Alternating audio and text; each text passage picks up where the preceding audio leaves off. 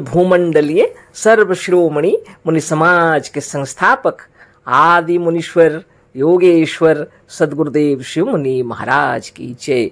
उपस्थित मुनि वृंद, साधु सज्जन वृंद, संत वृंद, साधक वृंद, आध्यात्म ज्ञान के जिज्ञासु और प्रेमियों, सभी श्रोता वृंद, आप सभी को मेरा कोटिशः नमन, सप्रेम जय जीव। तो आध्यात्मिक चर्चा चल रही है और हम लोग सद्गुरुदेव शिव मुनि महाराज रचित ग्रंथ वेदांत सिद्धांत द्वितीय खंड के अंतर्गत आज अध्याय 2 पर चर्चा करेंगे। अध्याय 1 तो चर्चा हो चुकी। सद्गुरुदेव जब देखे कि लोग सत्य के सिद्धांत को भ्रमित समझ रहे हैं, सत्य को लोग जानते हुए भी उसे गलत समझ रहे हैं, सद्गुरुदेव के शब्दों में देख लीजिए, बहुत से लोग ऐसे भी हैं जो कहते हैं कि संसार को असत्य मानने से वेदांती लोग आलसी हो जाते हैं। इसी का उत्तर गुरुदेव इस किताब के अंदर दे रहे हैं कि ऐसी बात वास्तव में नहीं है, है ना। बड़े बड़े सत्यवीर लोग, बड़े बड़े धर्मवीर लोग बहुत परिश्रम किए हैं बोल के प्रथम अध्याय में हम लोगों को बतलाए। और आज आगे पढ़ते हैं हम लोग। सत्य ज्ञान से देशोपकार, है ना। अब रही यह बात कि यदि इस सत्य ज्ञान के साथ देश का लाभ भी प्रत्यक्ष सिद्ध हो जाए तो आपको सोने में सुगंध मानना पड़ेगा। उस समय कभी आप इसके विमुख नहीं हो सकते। वास्तविक भलाई तो सत्य ही से होती है, चाहे वह पहले पहल देखने में कड़वा भी मालूम हो, परंतु उसका परिणाम भला होता है। जैसे लड़के पहले पढ़ने के समय अपनी हानि समझते हैं, परंतु पढ़ने का परिणाम अच्छा होता है, उसी प्रकार सत्य ज्ञान से पहले चाहे हानि दिख पड़े, परंतु अंत में इससे लाभ ही है। आप ही विचार कीजिए, यदि देश का लाभ, देश का उपकार सत्य ज्ञान से नहीं होगा तो क्या असत्य ज्ञान से होगा? सद्गुरुदेव शिव मुनि महाराज की जय, है ना। सत्य ज्ञान की महिमा बताने के लिए यह किताब उठाए हैं गुरुदेव, यह लेखनी, है ना। बहुत बचपन की बात है, यह 13 साल की अवस्था में यह किताब लिखी हुई है ना। गुरुदेव की जब उम्र बहुत कम थी, सोच लीजिए, है ना। और उस समय उनके मनोमस्तिष्क के अंदर यह विचार उत्पन्न हुआ कि लोग सत्य ज्ञान को गलत समझ रहे हैं, सत्य ज्ञान से लोग आलसी हो जाएंगे, देश का उपकार नहीं होगा। यह गलत विचार लोगों के अंदर में है, उस विचार को हटा देना चाहते हैं सद्गुरुदेव, और इसीलिए यह लिखने उठा। बहुत बड़ी बात है ना। गुरुदेव कह रहे हैं, शुरू में भले ही हानि मालूम पड़ता है और कड़वा मालूम पड़ता है, लेकिन बाद में वो सही हो जाता है। उन्हीं की शब्दों में, चाहे वह पहले पहल देखने में कड़वा भी मालूम हो, परंतु उसका परिणाम भला होता है। जैसे लड़के पहले पढ़ने के समय अपनी हानि समझते हैं, उदाहरण दिए, परंतु पढ़ने का परिणाम अच्छा होता है। उसी प्रकार सत्य ज्ञान से चाहे पहले हानि दिख पड़े, परंतु अंत में इसका लाभ ही है। आप ही विचारिए कि यदि देश का लाभ, देश का उपकार सत्य ज्ञान से नहीं होगा तो क्या असत्य ज्ञान से होगा? बहुत बड़ी बात है ना। असत्य ज्ञान से देश का उपकार होगा क्या? आप क्या सोच रहे हैं? ऐसा कभी नहीं होगा। होगा यदि उपकार तो सत्य ज्ञान से ही होगा ना। उपरोक्त लेख का तात्पर्य यह नहीं है कि इस ब्रह्म ज्ञान से व इस सिद्धांत से देश का लाभ नहीं है, या हम देश का लाभ नहीं चाहते, किंतु उपरोक्त लेख पहले इसलिए लिख दिया है कि देशोपकार का वर्णन होने पर कोई यह ना जान ले कि यह सिद्धांत देशोपकार के लिए तोड़ मड़ोड़ कर लिखा गया है, बल्कि आपको यह मालूम रहे कि यह सत्य के प्रचार के लिए लिखा गया है। परंतु इस ज्ञान में देशोपकार का गुण है। सत्य के ज्ञान के प्रचार के लिए लिखे हैं, बोल रहे हैं गुरुदेव, और इसके अंदर देश का उपकार भी है। हम यह नहीं कह रहे हैं कि इससे देश का उपकार नहीं होगा, देशोपकार के लिए भी है, लेकिन यह लेख हम इसलिए लिख रहे हैं कि सत्य का प्रचार हो, है ना। परंतु ज्ञान में देशोपकार का गुण है, इसी के अंदर देशोपकार का गुण भी है। फिर कहते हैं यह गुण कैसा है?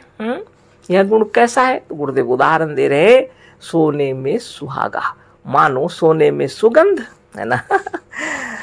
तो हम लोग तो यहाँ तक सुने थे कि सोने में सुहागा, मगर यहाँ सद्गुरुदेव बहुत सुंदर से बता रहे हैं कि जैसे सोने में सुगंध हो। सोना तो है ही, अगर उसमें खुशबू भी आ जाए तो और बड़ी बात है ना। परंतु याद रहे कि सोने का मूल्य इसलिए नहीं अधिक है कि वह सुगंधित है, किंतु इसलिए अधिक है कि वह सोना है ना। सत्य तो सत्य के लिए मानो, गुरुदेव का कहना है। हाँ, सत्य को सत्य के लिए जानो, सद्गुरुदेव कह रहे हैं। सोना इसलिए मूल्यवान है क्योंकि वह सोना है। सोना में सुगंध तो नहीं रहती है, लेकिन गुरुदेव लिख रहे हैं सुगंधित है इसलिए सोना दामी है। ऐसा नहीं है, वास्तव में सोना सोना है, इसलिए उसका मूल्य है अधिक, है ना। इसलिए उसका मूल्य अधिक है ना।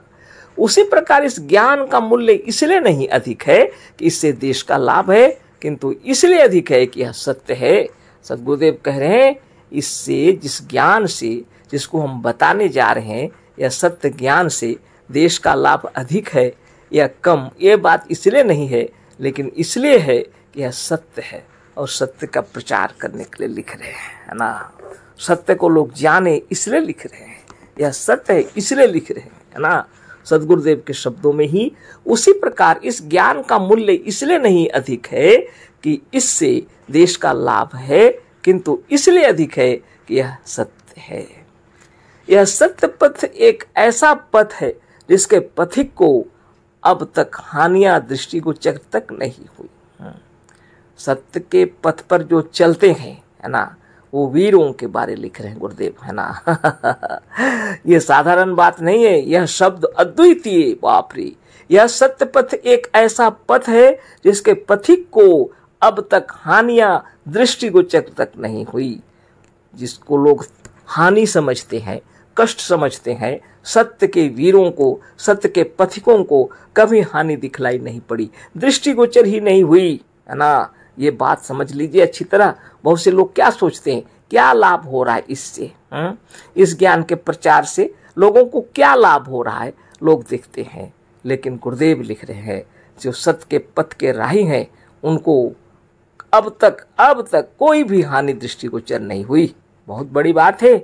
यह वह पथ है जिसका पथिक आज तक थका हुआ, उदास और निरुद्योगी नहीं देखा गया, है ना। धन्य है हमारे देश के वो वीर, हाँ, जो सत्य पथ की चर्चा में लगे रहते हैं या प्रचार में लगे रहते हैं, है ना, और सत्य के मार्गों में चल रहे हैं। वो पथिक महान हैं जिनकी जिंदगी में कभी कोई कष्ट या हानि दृष्टिगोचर ही नहीं हुई, और वो कभी उदास नहीं दिखे, वो कभी निरुद्योगी नहीं है, दिन रात कठिन परिश्रम करते रहते हैं। हमारे मुनि वृंद भी, हमारे मुनिजन भी जगह जगह सभा सत्संग का आयोजन करते हैं, अपने घर परिवार सबको देखते हुए, है ना। ये बहुत बड़ी बात है। कभी उदास नहीं दिखे, कभी निरुद्योगी नहीं दिखे, और उनके जीवन में हानियां यदि दूसरों को दिखाई पड़ी होगी, लेकिन उनकी जिंदगी में कोई हानि उनको दृष्टिगोचर ही नहीं हुई। ऐसे वीरों को कोटि कोटि नमन है ना। हम कह रहे हैं, गुरुदेव भी कह रहे हैं, यह वह पथ है जिसका पथिक आज तक चोरों द्वारा नहीं लूटा गया, है ना। यह वह पथ है जिस पर कायर लोग भी आकर बहादुर हो गए और आज तक किसी के अधीन में नहीं हुए। सत्य के पथ पर जो चलते हैं, है ना, चोरों के द्वारा कैसे लूटा जाएगा। आपके अंदर का ज्ञान कैसे लूट लेंगे कोई, है ना। आपके धन दौलत लूट सकते हैं, लेकिन आपके अंतर आत्मा के ज्ञान को कोई चोर भी कैसे लूट लेगा, है ना। सद्गुरुदेव आपकी महिमा अपार है। गुरुदेव क्या लिख रहे हैं, यह वह पथ है जिसका पथिक आज तक चोरों द्वारा नहीं लूटा गया। यह वह पथ है जिस पर कायर लोग भी आकर बहादुर हो गए, है ना। जब कायर लोग भी आकर के योग साधन ध्यान और तपस्या करने लगते हैं और उनके अंदर में जब आत्मज्ञान का सृजन हो जाता है, जब वो अपने आप को जान लेते हैं, तो कायर लोग भी वीर बन जाते हैं, बहादुर हो जाते हैं, है ना। और आज तक किसी के अधीन में नहीं हुए, और आज तक वो किसी के अधीन में नहीं हुए। आत्मज्ञानी कभी किसी के अधीन में नहीं हुए। इस सत्य ज्ञान का ज्ञानी उस विष्णु के समान है, इसके अर्दली जय और विजय सेवा करने के लिए हर वक्त तैयार रहते। बाप रे बाप।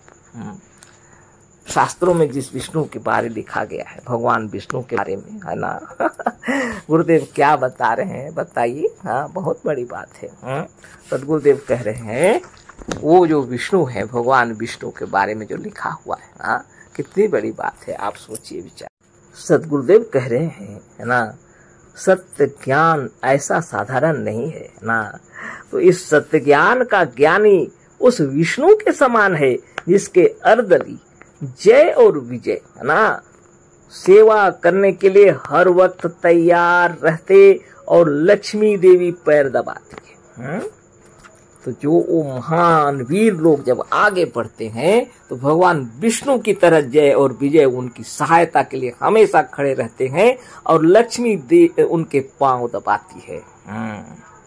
धन दौलत किसी चीज की कमी नहीं होती है ऐसे वीरों की, है ना। राहों में चल पड़ते हैं वो, है ना, और करते हैं अपने कार्य, है ना। जय और विजय तो अर्दली है, उनकी सेवा में लगे रहते हैं हमेशा, और लक्ष्मी यानी धन दौलत उनके पांव दबाती है।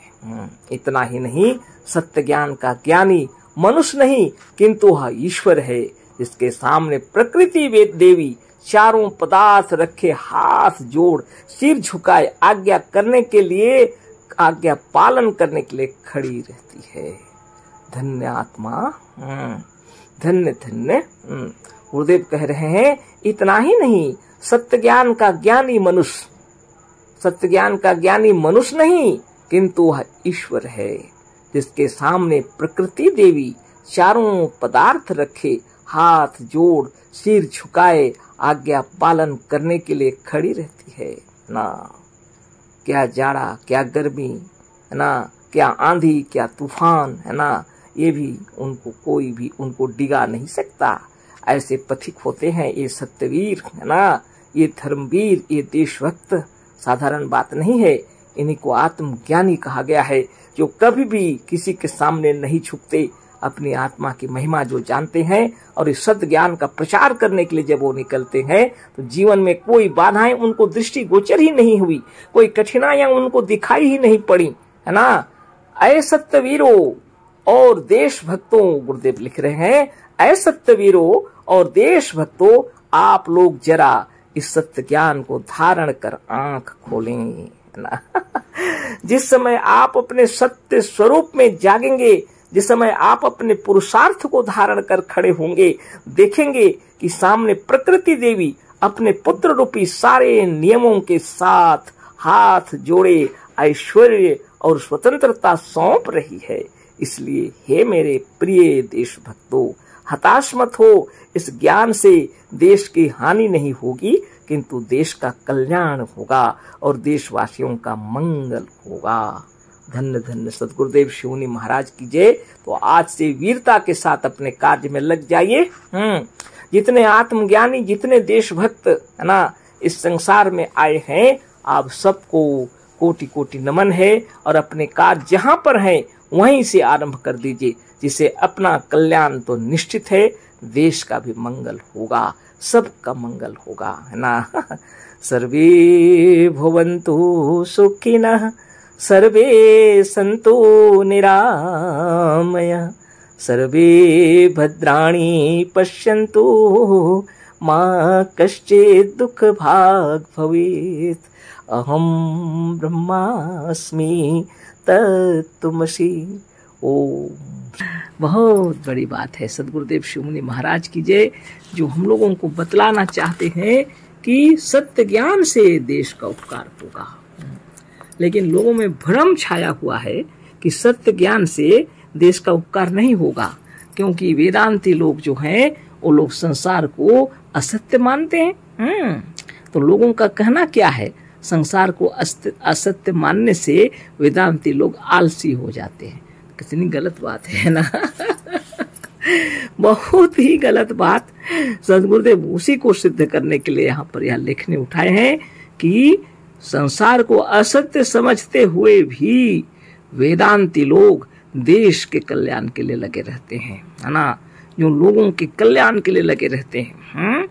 आप सोचिए हमारे देश में कितने देशभक्त, इस देश की स्वतंत्रता के लिए कुर्बान हो गए, शहीद हो गए। और अभी भी आप देखिए हमारे, है ना, कितने महान सैनिक लोग हैं। जल सेना, थल सेना, वायु सेना सब है ना, और हमारे देश की रक्षा के लिए बॉर्डर में तैयार हैं। उतना ही नहीं, हमारे देश के अंदर देशभक्त लोग आत्मज्ञान का प्रचार कर रहे हैं, सत्य ज्ञान का प्रचार कर रहे हैं।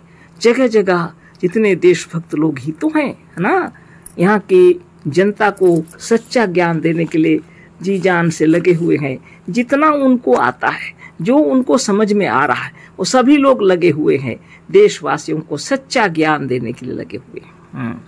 कितने लोग भोजन खिला रहे हैं, जगह जगह गरीबों को उठा उठा के रात्रि में जा जा करके गरीब को खिला रहे हैं। हाँ, कितनों को वस्त्र दे रहे हैं। बाप रे, कितने महान हैं हमारे देश में, एक से बढ़कर एक। इस विश्व में बहुत प्रकार के लोग हैं, है ना। ये सोचिए, ये सभी तो देशभक्त हैं, है ना।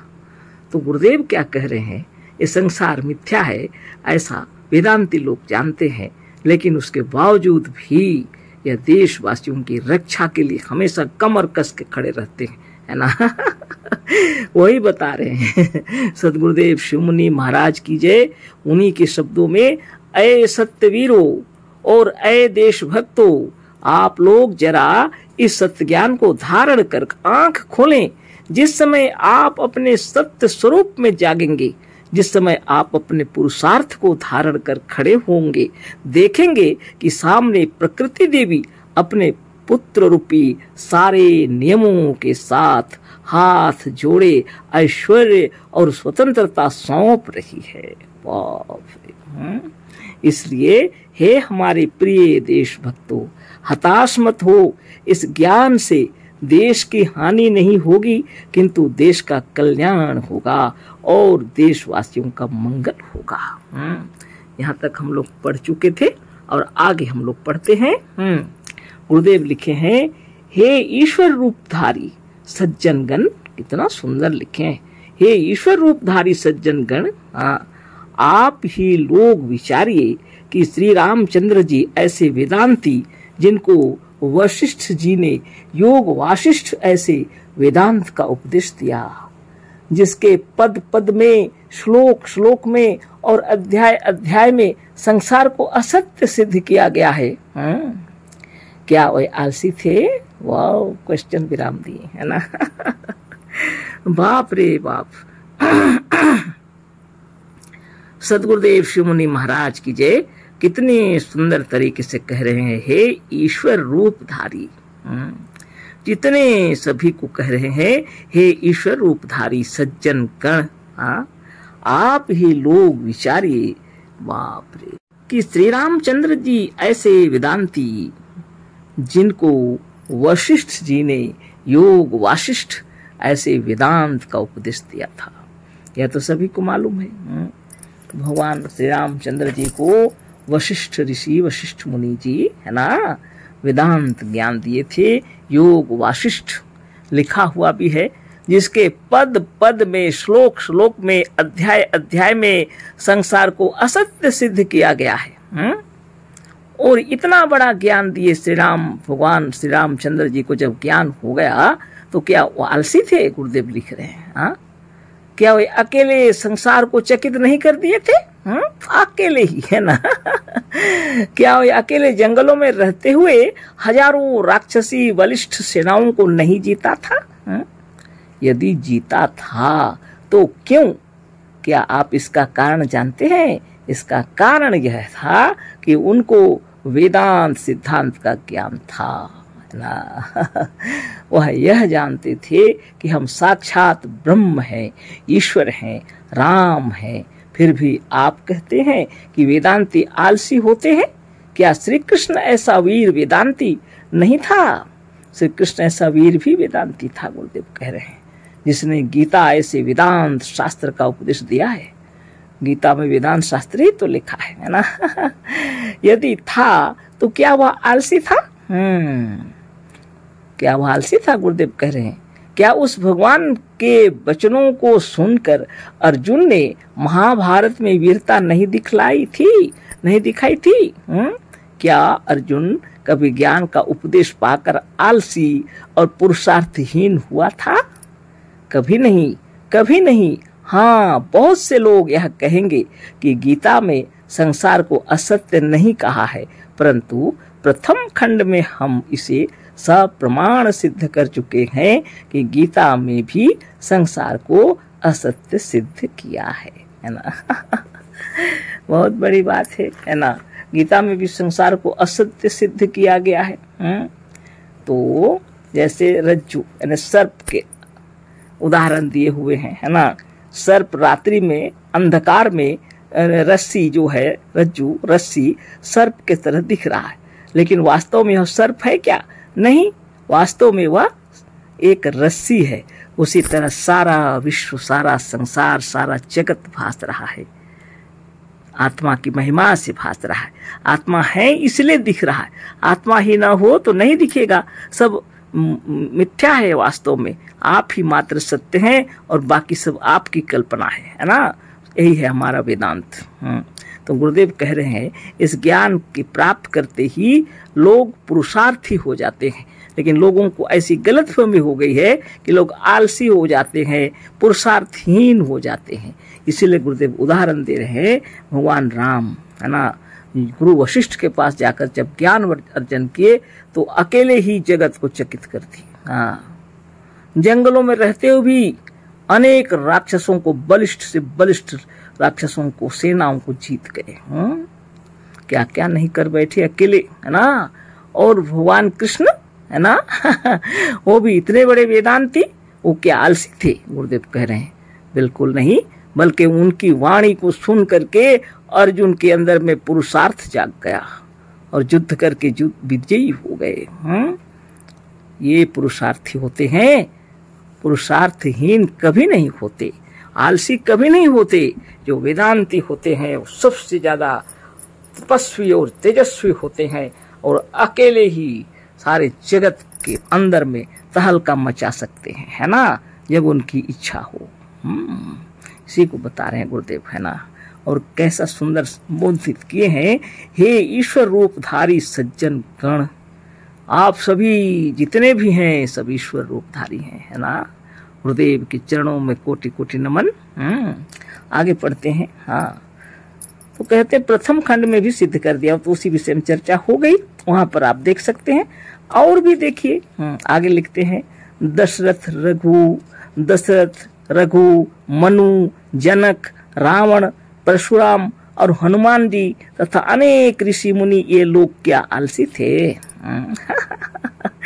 बाप रे बाप, राजा दशरथ हुए, रघु हुए, मनु हुए, जनक हुए, रावण हुए, परशुराम हुए और हनुमान जी और अनेक ऋषि मुनि जितने लोग थे सभी वेदांती थे।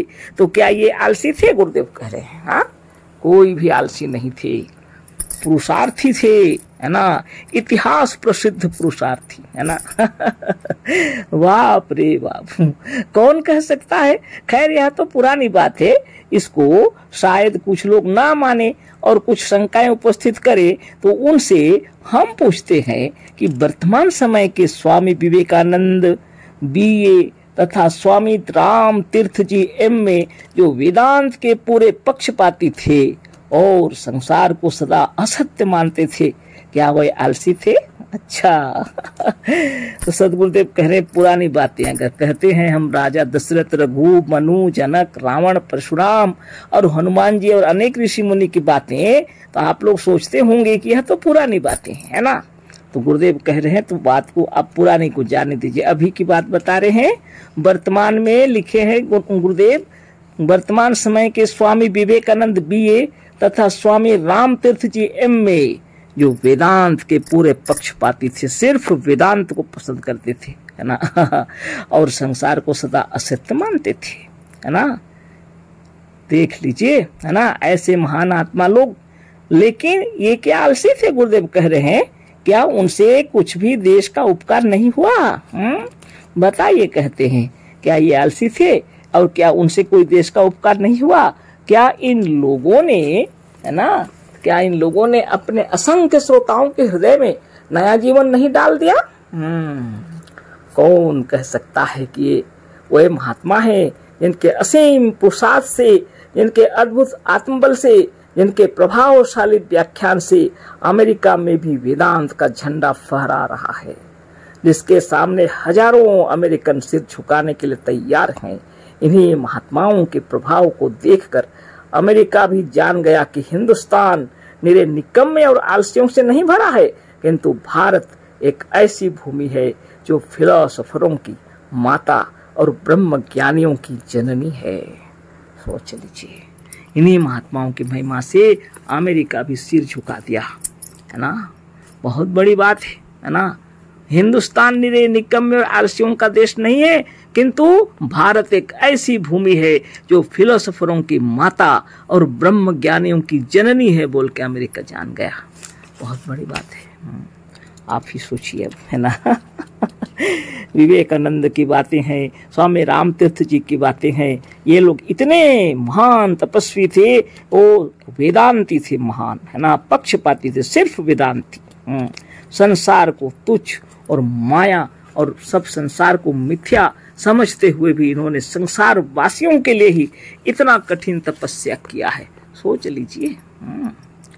सदगुरुदेव हम लोगों को समझा रहे हैं, बतला रहे हैं कि जो वेदांती होते हैं वो वास्तव में पुरुषार्थी होते हैं, है ना। लोगों को यह गलत फहमी हो गई है कि वेदांती लोग दुनिया को असत समझते हैं इसलिए आलसी होते हैं। एकदम गलत बात है। और उसी का उदाहरण दिए हमारे सदगुरुदेव, और आगे स्वामी राम तीर्थ जी के बारे लिखे हैं, है ना। स्वामी राम तीर्थ ने केवल व्याख्यान ही नहीं दिया, किंतु अपने अद्भुत कर्मों से भी अमेरिका निवासियों को चकित किया। बहुत से हमारे पाठक इस समय सोचते होंगे कि क्या ऐसा पुरुषार्थी वेदांत वीर और भारत केसरी संसार को असत्य मानता था? हाँ, निसंदेह। उनके व्याख्यानों को पढ़िए, आपको मालूम होगा कि वह वीर संसार को असार मानता था। उनका लेक्चर जो 8 फरवरी सन 1913 ईस्वी को हुआ था, उसमें उन्होंने इस प्रकार कहा है, rise above this so that the reality becomes real and all difference disappear.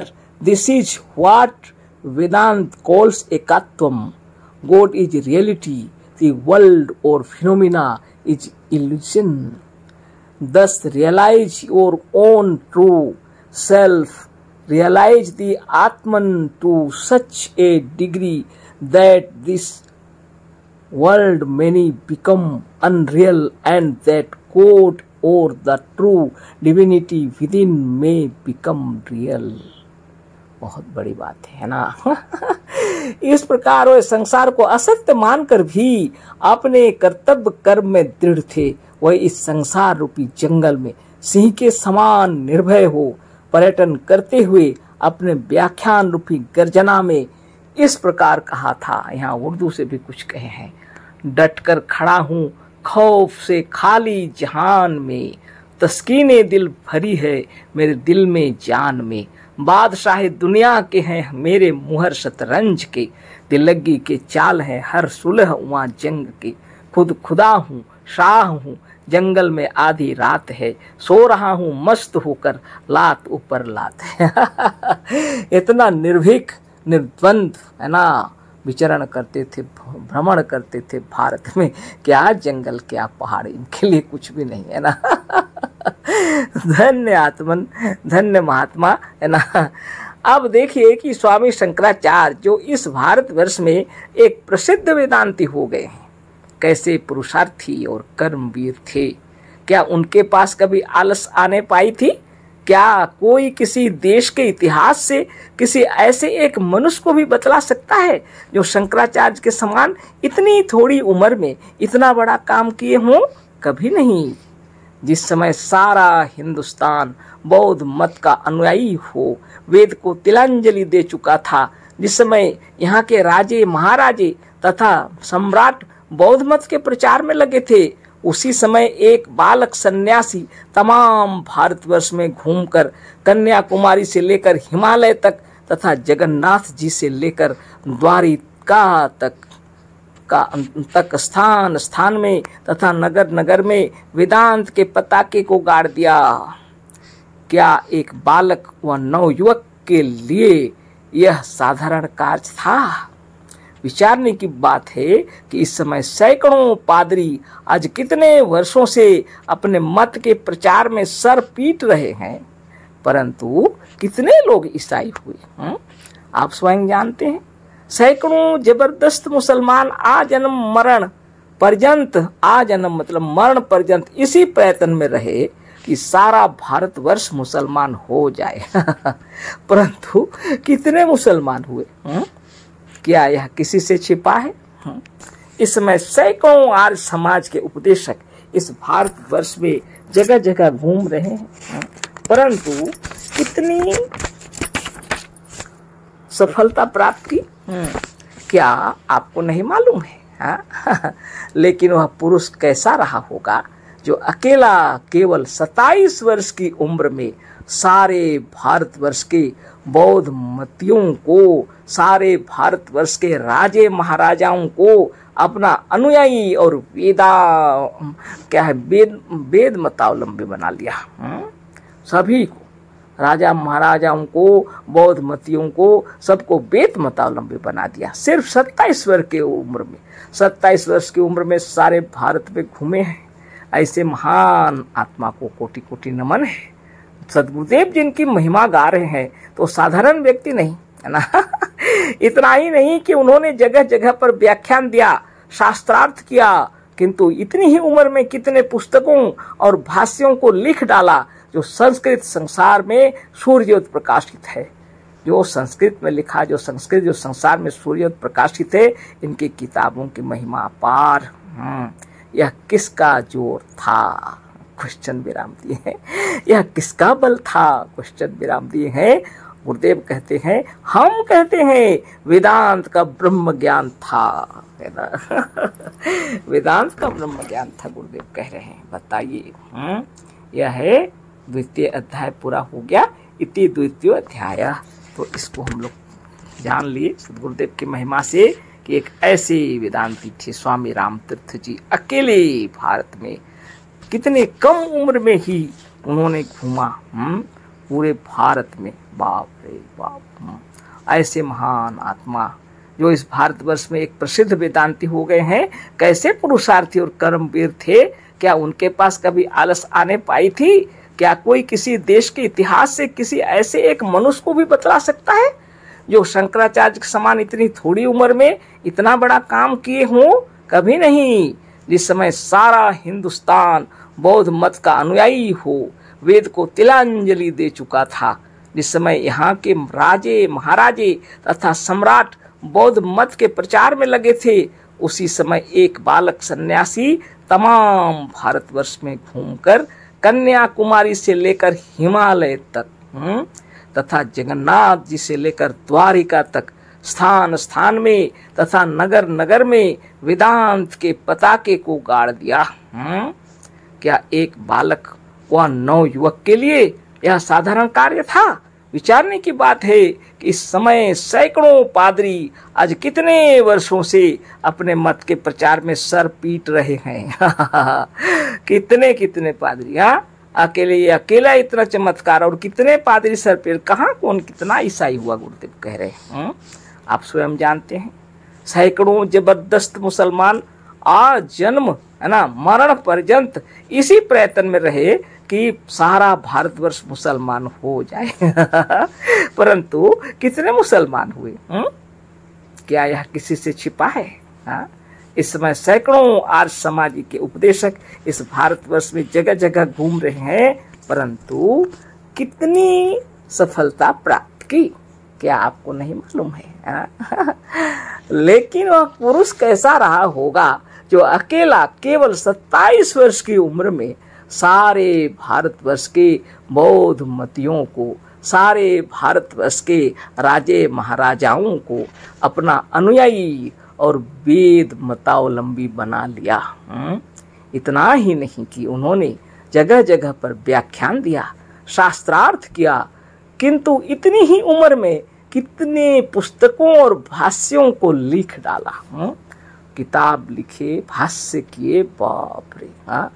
जो संस्कृत संसार में सूर्योदय प्रकाशित है, या किसका जोर था, या किसका बल था? हम कहते हैं वेदांत का, ब्रह्म ज्ञान का, है ना। तो ये पाठ हो गया पूरा, द्वितीय अध्याय गुरुदेव का लिखा हुआ। तो इतना ही इसको अभी पढ़ते, कल अलग से अलग अध्याय में बातें होंगी, है ना। ये तो द्वितीय अध्याय पूरा हो गया। तो कहने का मतलब है वेदांती लोग आलसी नहीं होते हैं, पुरुषार्थी होते हैं, है ना। दृढ़ संकल्प होता है उनका, है ना।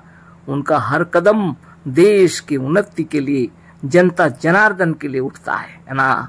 अपने आप को निछावर कर देते हैं, पीछे नहीं हटते हैं ये, है ना। ये महात्मा लोग हैं। अकेला ही तहलका मचा देते हैं, है ना। आप कौन है विचार कीजिए, आप भी एक वेदांती हैं, है ना। प्रत्येक मुनि को, प्रत्येक भारतवासी को, प्रत्येक देशभक्त को, इस भूमंडल में जितने भी तपस्वी हैं उन सबको मेरा कोटि कोटि नमन है ना। चलिए सब मिलकर हम लोग देश की रक्षा करते हैं, है ना। जब तक शरीर में प्राण है तब तक अपने देशवासियों को सुख शांति प्रदान करेंगे, है ना। अशेष धन्यवाद, कोटि से नमन, सप्रेम जय जीव। सद्गुरुदेव शिव मुनि महाराज की जय।